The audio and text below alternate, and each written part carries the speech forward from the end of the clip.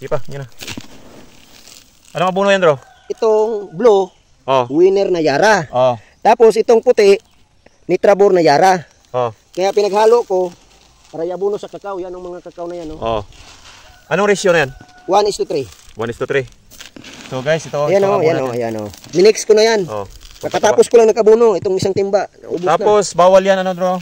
Hindi abono kaagad pag na-mix na. Panuhin mo muna. Kasi magkakatas po siya.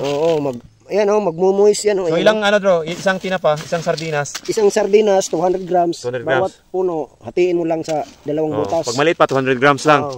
Pag ganito pa guys, nasa 200 grams lang. Pag malaki na, 300. 300 na. Wow na po. So butas, lunuran mo bro. Ayan o, kalahati lang ng tinapa. Ayan o, sardinas. Kalahati. Kalahati lang ha. Tapos lunan mo yan dito sa butas na yan. Yan. Takpan. Takpan. Sige, takpan mo.